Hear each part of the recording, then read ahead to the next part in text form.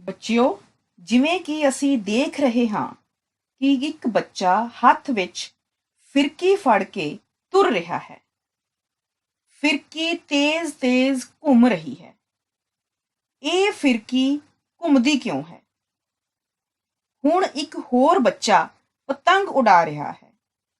ਪਤੰਗ ਬਹੁਤ ਉੱਚੀ ਉੱਡ ਰਹੀ ਹੈ, ਪਰ ਇਹ ਪਤੰਗ ਕਿਵੇਂ ਉੱਡ ਰਹੀ ਹੈ? ਫਿਰਕੀ ਦੇ ਘੁੰਮਣ ਅਤੇ ਪਤੰਗ ਦੇ ਉੱਡਣ ਦਾ ਕਾਰਨ ਹਵਾ ਹੈ। ਜਿਵੇਂ ਜਿਵੇਂ ਹਵਾ ਵਹਿੰਦੀ ਹੈ, ਉਹ ਆਪਣੇ ਰਸਤੇ ਵਿੱਚ ਆਉਣ ਵਾਲੀਆਂ ਬਹੁਤ ਹਲਕੀਆਂ ਚੀਜ਼ਾਂ ਨੂੰ ਵੀ ਗਤੀ ਪ੍ਰਦਾਨ ਕਰਦੀ ਹੈ।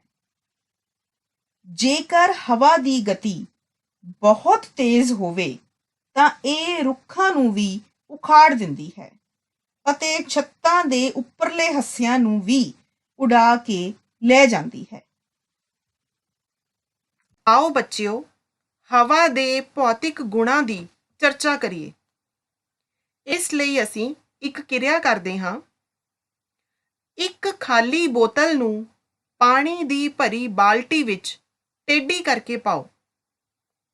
ਸਾਨੂੰ ਬੋਤਲ ਵਿੱਚੋਂ ਕੁਝ ਬੁਲਬੁਲੇ ਨਿਕਲਦੇ ਦਿਖਾਈ ਦਿੰਦੇ ਹਨ। ਬੱਚਿਓ, ਇਹ ਬੁਲਬੁਲੇ ਕੀ ਹਨ? ਇਹ ਹਵਾ ਹੈ।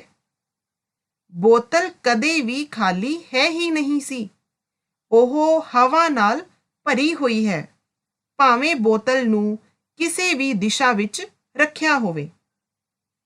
ਇਸੇ ਲਈ ਜਦੋਂ ਅਸੀਂ ਬੋਤਲ ਨੂੰ ਉਲਟਾ ਕਰਕੇ ਪਾਣੀ ਵਿੱਚ ਪਾਉਂਦੇ ਹਾਂ ਤਾਂ ਪਾਣੀ ਬੋਤਲ ਵਿੱਚ ਨਹੀਂ ਵੜਦਾ, ਕਿਉਂਕਿ ਬੋਤਲ ਵਿੱਚ ਹਵਾ ਨੇ ਸਾਰੀ ਥਾਂ ਘੇਰੀ ਹੋਈ ਹੈ ਅਤੇ ਹਵਾ ਨੂੰ ਬਾਹਰ ਨਿਕਲਣ ਲਈ ਕੋਈ ਜਗ੍ਹਾ ਨਹੀਂ ਮਿਲ ਰਹੀ। ਬੱਚਿਓ, ਪਰ ਬੋਤਲ ਨੂੰ ਟੇਢਾ ਜਾਂ ਲੇਟਵੀਂ ਸਥਿਤੀ ਵਿੱਚ ਕਰਦੇ ਹੀ ਹਵਾ ਬੁਲਬੁਲਿਆਂ ਦੇ ਰੂਪ ਵਿੱਚ ਬੋਤਲ ਵਿੱਚੋਂ ਬਾਹਰ ਨਿਕਲਣਾ ਸ਼ੁਰੂ ਕਰ ਦਿੰਦੀ ਹੈ। ਇਸ ਦੇ ਨਾਲ ਹੀ ਹਵਾ ਵੱਲੋਂ ਛੱਡੀ ਗਈ ਜਗ੍ਹਾ ਪਾਣੀ ਲੈ ਲੈਂਦਾ ਹੈ ਅਤੇ ਬੋਤਲ ਪਾਣੀ ਨਾਲ ਭਰਨਾ ਸ਼ੁਰੂ ਕਰ ਦਿੰਦੀ ਹੈ। ਇਸ ਕਿਰਿਆ ਤੋਂ ਸਾਨੂੰ ਹਵਾ ਦੇ ਭੌਤਿਕ ਗੁਣਾਂ ਦਾ ਪਤਾ ਲੱਗਦਾ ਹੈ। ਉਹ ਇਹ ਕਿ ਹਵਾ ਥਾਂ ਘੇਰਦੀ ਹੈ, ਹਵਾ ਸਾਡੇ ਚਾਰੇ ਪਾਸੇ ਮੌਜੂਦ ਹੁੰਦੀ ਹੈ, ਇਹ ਰੰਗਹੀਣ ਅਤੇ ਪਾਰਦਰਸ਼ੀ ਹੁੰਦੀ ਹੈ। ਸਾਡੀ ਧਰਤੀ ਦੇ ਆਲੇ ਦੁਆਲੇ ਕਈ ਕਿਲੋਮੀਟਰ ਦੀ ਹਵਾ ਦੀ ਪਰਤ ਹੈ, ਜਿਸ ਨੂੰ ਅਸੀਂ ਵਾਯੂਮੰਡਲ ਕਹਿੰਦੇ ਹਾਂ। ਆਓ ਬੱਚਿਓ, ਹੁਣ ਇੱਕ ਕਿਰਿਆ ਰਾਹੀਂ ਇਹ ਜਾਂਚ ਕਰੀਏ ਕਿ ਅਸਲ ਵਿੱਚ ਹਵਾ ਵਿੱਚ ਆਕਸੀਜਨ ਮੌਜੂਦ ਹੈ ਜਾਂ ਨਹੀਂ। ਦੋ ਘੱਟ ਡੂੰਘੇ ਬਰਤਨਾਂ ਵਿੱਚ ਬਰਾਬਰ ਆਕਾਰ ਦੀਆਂ ਮੋਮਬੱਤੀਆਂ ਨੂੰ ਦੋਵਾਂ ਬਰਤਨਾਂ ਵਿੱਚ ਬਿਲਕੁਲ ਵਿਚਕਾਰ ਲਗਾਓ।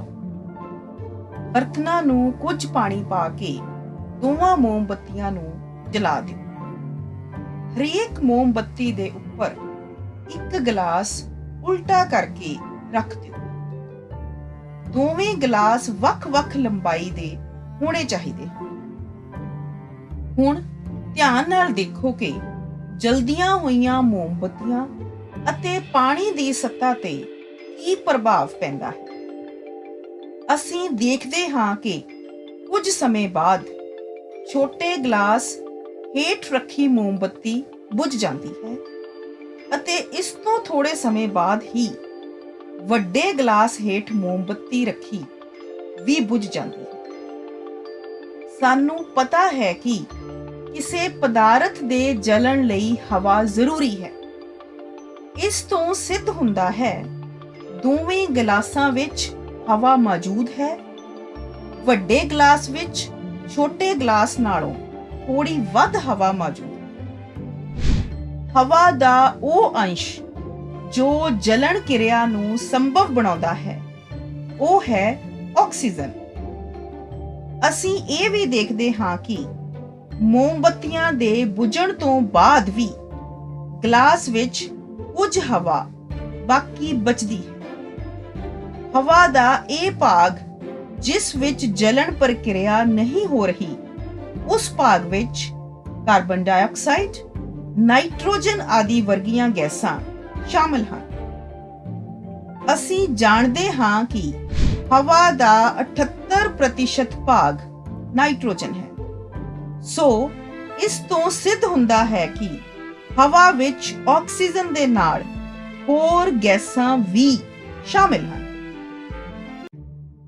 ਬੱਚਿਓ, ਅਸੀਂ ਜਾਣ ਲਿਆ ਹੈ ਕਿ ਹਵਾ ਵਿੱਚ ਗੈਸਾਂ ਦਾ ਮਿਸ਼ਰਣ ਹੁੰਦਾ ਹੈ, ਪਰ ਅਸੀਂ ਇਹ ਵੀ ਪੜ੍ਹਿਆ ਹੈ ਕਿ ਹਵਾ ਵਿੱਚ ਬਹੁਤ ਥੋੜੀ ਮਾਤਰਾ ਵਿੱਚ ਜਲ ਵਾਸ਼ਪ ਅਤੇ ਸੂਖਮ ਧੂੜ ਕਣ ਵੀ ਪਾਏ ਜਾਂਦੇ ਹਨ।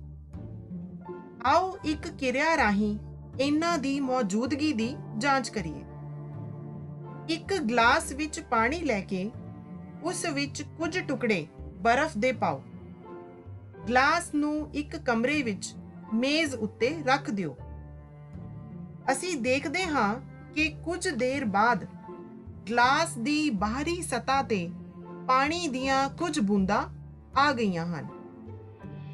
ਇਹ ਹਵਾ ਵਿੱਚ ਜਲ ਵਾਸ਼ਪਾਂ ਦੀ ਮੌਜੂਦਗੀ ਕਾਰਨ ਹੋਇਆ ਹੈ। ਜਦੋਂ ਹਵਾ ਠੰਡੀ ਸਤ੍ਹਾ ਦੇ ਸੰਪਰਕ ਵਿੱਚ ਆਉਂਦੀ ਹੈ ਤਾਂ ਹਵਾ ਵਿੱਚ ਮੌਜੂਦ ਜਲ ਵਾਸ਼ਪ ਸੰਘਣਿਤ ਹੋ ਕੇ ਪਾਣੀ ਦੀਆਂ ਬੂੰਦਾਂ ਵਿੱਚ ਬਦਲ ਜਾਂਦੇ ਹਨ। ਕੁਦਰਤ ਵਿੱਚ ਜਲ ਚੱਕਰ ਦੇ ਲਈ ਹਵਾ ਵਿੱਚ ਜਲ ਵਾਸ਼ਪਾਂ ਦਾ ਮੌਜੂਦ ਹੋਣਾ ਜ਼ਰੂਰੀ ਹੈ। ਬੱਚਿਓ, ਇਸ ਦੇ ਨਾਲ ਹੀ ਹਵਾ ਵਿੱਚ ਧੂਆਂ ਅਤੇ ਧੂੜ ਕਣ ਵੀ ਮੌਜੂਦ ਹੁੰਦੇ ਹਨ। ਕਿਸੇ ਬਾਲਣ ਨੂੰ ਜਲਣ ਨਾਲ ਧੂਆਂ ਪੈਦਾ ਹੁੰਦਾ ਹੈ। ਧੂਏ ਵਿੱਚ ਕੁਝ ਗੈਸਾਂ ਅਤੇ ਸੂਖਮ ਧੂੜ ਕਣ ਮੌਜੂਦ ਹੁੰਦੇ ਹਨ ਜੋ ਕਿ ਸਾਡੇ ਲਈ ਹਾਨੀਕਾਰਕ ਹੁੰਦੇ ਹਨ। ਧੂੜ ਕਣ ਹਵਾ ਵਿੱਚ ਸਦਾ ਮੌਜੂਦ ਰਹਿੰਦੇ ਹਨ। ਆਓ ਇਸ ਦੀ ਜਾਂਚ ਕਰੀਏ। ਇੱਕ ਇਹੋ ਜਿਹਾ ਕਮਰਾ ਚੁਣੋ ਜਿਸ ਦੀਆਂ ਖਿੜਕੀਆਂ ਵਿੱਚੋਂ ਵਧੀਆ ਧੁੱਪ ਕਮਰੇ ਵਿੱਚ ਆ ਰਹੀ ਹੋਵੇ। ਹੁਣ ਕਮਰੇ ਦੀਆਂ ਸਾਰੀਆਂ ਖਿੜਕੀਆਂ ਦਰਵਾਜ਼ੇ ਬੰਦ ਕਰ ਦਿਓ ਅਤੇ ਕਮਰੇ ਵਿੱਚ ਬਿਲਕੁਲ ਹਨੇਰਾ ਕਰ ਲਵੋ। ਹੁਣ ਸਿਰਫ ਇੱਕ ਖਿੜਕੀ ਥੋੜੀ ਜਿਹੀ ਖੋਲੋ ਜੋ ਸੂਰਜੀ ਪ੍ਰਕਾਸ਼ ਦੀ ਦਿਸ਼ਾ ਵਿੱਚ ਹੋਵੇ ਅਤੇ ਧੁੱਪ ਦੀ ਇੱਕ ਤਿੱਖੀ ਕਿਰਨ ਕਮਰੇ ਵਿੱਚ ਪ੍ਰਵੇਸ਼ ਕਰਨ ਦਿਓ। ਇਸ ਕਿਰਨ ਨੂੰ ਧਿਆਨ ਨਾਲ ਦੇਖੋ। ਸੂਰਜ ਦੀਆਂ ਕਿਰਨਾਂ ਵਿੱਚ ਕੁਝ ਛੋਟੇ-ਛੋਟੇ ਚਮਕੀਲੇ ਕਣ ਤੇਜ਼ੀ ਨਾਲ ਘੁੰਮ ਰਹੇ ਹਨ। ਇਸ ਤੋਂ ਸਿੱਧ ਹੁੰਦਾ ਹੈ ਕਿ ਹਵਾ ਵਿੱਚ ਧੂੜ ਦੇ ਕਣ ਵੀ ਮੌਜੂਦ ਹੁੰਦੇ ਹਨ।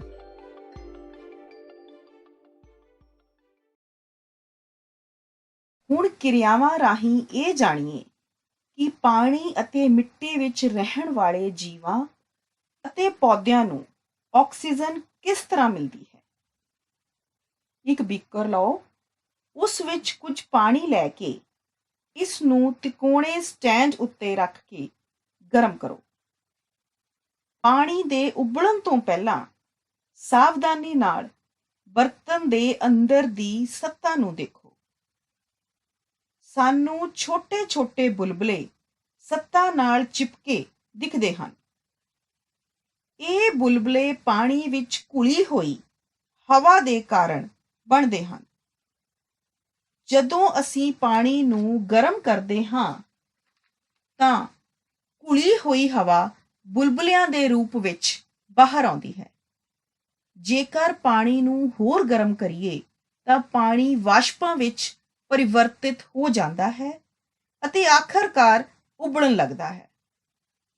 ਅਸੀਂ ਜਾਣਦੇ ਹਾਂ ਕਿ ਜੋ ਜੀਵ ਪਾਣੀ ਵਿੱਚ ਰਹਿੰਦੇ ਹਨ ਉਹ ਸਾਹ ਲੈਣ ਲਈ ਪਾਣੀ ਵਿੱਚ ਘੁਲੀ ਹੋਈ ਆਕਸੀਜਨ ਦੀ ਵਰਤੋਂ ਕਰਦੇ ਹਨ। ਜੋ ਜੀਵ ਡੂੰਘੀ ਮਿੱਟੀ ਦੇ ਅੰਦਰ ਰਹਿੰਦੇ ਹਨ ਉਹਨਾਂ ਨੂੰ ਵੀ ਸਾਹ ਲੈਣ ਦੇ ਲਈ ਆਕਸੀਜਨ ਦੀ ਜ਼ਰੂਰਤ ਹੁੰਦੀ ਹੈ। ਫਿਰ ਇਹ ਸਾਰੇ ਜੀਵ ਸਾਹ ਲੈਣ ਲਈ ਹਵਾ ਕਿੱਥੋਂ ਪ੍ਰਾਪਤ ਕਰਦੇ ਹਨ? ਆਓ ਇੱਕ ਹੋਰ ਕਿਰਿਆ ਰਾਹੀਂ ਜਾਣੀਏ। ਇੱਕ ਬੀਕਰ ਵਿੱਚ ਸੁੱਕੀ ਮਿੱਟੀ ਦਾ ਇੱਕ ਡਲਾ ਲਓ, ਇਸ ਵਿੱਚ ਪਾਣੀ ਪਾਓ ਅਤੇ ਧਿਆਨ ਨਾਲ ਦੇਖੋ ਕੀ ਹੁੰਦਾ ਹੈ। ਅਸੀਂ ਦੇਖਦੇ ਹਾਂ ਕਿ ਜਿਵੇਂ ਜਿਵੇਂ ਪਾਣੀ ਮਿੱਟੀ ਵਿੱਚੋਂ ਰਿਸਦਾ ਹੈ ਤਾਂ ਮਿੱਟੀ ਤੋਂ ਬੁਲਬੁਲੇ ਨਿਕਲਦੇ ਹਨ। ਇਹ ਬੁਲਬੁਲੇ ਦੱਸਦੇ ਹਨ ਕਿ ਮਿੱਟੀ ਵਿੱਚ ਵੀ ਹਵਾ ਹੁੰਦੀ ਹੈ। ਮਿੱਟੀ ਦੇ ਜੀਵ ਡੂੰਘੀ ਮਿੱਟੀ ਵਿੱਚ ਬਹੁਤ ਸਾਰੀਆਂ ਖੁੱਡਾਂ ਅਤੇ ਛੇਕ ਬਣਾ ਲੈਂਦੇ ਹਨ। ਇਹਨਾਂ ਛੇਕਾਂ ਦੁਆਰਾ ਹਵਾ ਨੂੰ ਅੰਦਰ ਜਾਂ ਬਾਹਰ ਲੈ ਜਾਣ ਦੇ ਲਈ ਜਗ੍ਹਾ ਮਿਲ ਜਾਂਦੀ ਹੈ। ਪਰ ਜਦੋਂ ਭਾਰੀ ਵਰਖਾ ਹੋ ਜਾਵੇ ਤਾਂ ਇਹਨਾਂ ਛੇਕਾਂ ਅਤੇ ਖੁੱਡਾਂ ਵਿੱਚ ਹਵਾ ਦੀ ਜਗ੍ਹਾ ਪਾਣੀ ਭਰ ਜਾਂਦਾ ਹੈ ਅਤੇ ਇਸੇ ਸਥਿਤੀ ਵਿੱਚ ਜ਼ਮੀਨ ਦੇ ਅੰਦਰ ਰਹਿਣ ਵਾਲੇ ਜੀਵਾਂ ਨੂੰ ਸਾਹ ਲੈਣ ਲਈ ਜ਼ਮੀਨ ਤੇ ਆਉਣਾ ਪੈਂਦਾ ਹੈ। ਇਸੇ ਲਈ ਬੱਚਿਓ, ਬਰਸਾਤਾਂ ਦੇ ਮੌਸਮ ਤੋਂ ਬਾਅਦ ਧਰਤੀ ਅੰਦਰ ਰਹਿਣ ਵਾਲੇ ਜੀਵ ਬਾਹਰ ਆਉਣ ਲੱਗ ਪੈਂਦੇ ਹਨ। ਪ੍ਰਕਾਸ਼ ਸੰਸ਼ਲੇਸ਼ਣ ਕਿਰਿਆ ਆਕਸੀਜਨ ਦਾ ਪੁਨਰ ਸਥਾਪਨ ਕਰਦੀ ਹੈ। ਇਸ ਪ੍ਰਕਿਰਿਆ ਵਿੱਚ ਪੌਦੇ ਆਪਣਾ ਭੋਜਨ ਆਪ ਬਣਾਉਂਦੇ ਹਨ ਅਤੇ ਆਕਸੀਜਨ ਪੈਦਾ ਕਰਦੇ ਹਨ। ਪੌਦੇ ਸਾਹ ਲੈਣ ਲਈ ਵੀ ਆਕਸੀਜਨ ਦੀ ਵਰਤੋਂ ਕਰਦੇ ਹਨ, ਪਰੰਤੂ ਵਰਤੀ ਗਈ ਆਕਸੀਜਨ ਦੀ ਤੁਲਨਾ ਵਿੱਚ ਪੌਦਿਆਂ ਵੱਲੋਂ ਪੈਦਾ ਕੀਤੀ ਆਕਸੀਜਨ ਦੀ ਮਾਤਰਾ ਬਹੁਤ ਜ਼ਿਆਦਾ ਹੁੰਦੀ ਹੈ। ਇਸੇ ਲਈ ਅਸੀਂ ਕਹਿੰਦੇ ਹਾਂ ਕਿ ਪੌਦੇ ਆਕਸੀਜਨ ਪੈਦਾ ਕਰਦੇ ਹਨ। ਬੱਚਿਓ, ਇਹ ਸਪਸ਼ਟ ਹੈ ਕਿ ਜੰਤੂ ਅਤੇ ਪੌਦੇ ਇੱਕ ਦੂਸਰੇ ਤੋਂ ਬਿਨਾਂ ਜੀਵਿਤ ਨਹੀਂ ਰਹਿ ਸਕਦੇ। ਜੰਤੂਆਂ ਦੁਆਰਾ ਪੈਦਾ ਕੀਤੀ ਕਾਰਬਨ ਡਾਈਆਕਸਾਈਡ ਪੌਦਿਆਂ ਦੁਆਰਾ ਪ੍ਰਕਾਸ਼ ਸੰਸ਼ਲੇਸ਼ਣ ਵਿੱਚ ਵਰਤ ਲਈ ਜਾਂਦੀ ਹੈ ਅਤੇ ਪ੍ਰਕਾਸ਼ ਸੰਸ਼ਲੇਸ਼ਣ ਕਿਰਿਆ ਰਾਹੀਂ ਪੌਦਿਆਂ ਵੱਲੋਂ ਪੈਦਾ ਕੀਤੀ ਆਕਸੀਜਨ ਜੰਤੂਆਂ ਦੁਆਰਾ ਸਾਹ ਕਿਰਿਆ ਲਈ ਵਰਤੀ ਜਾਂਦੀ ਹੈ।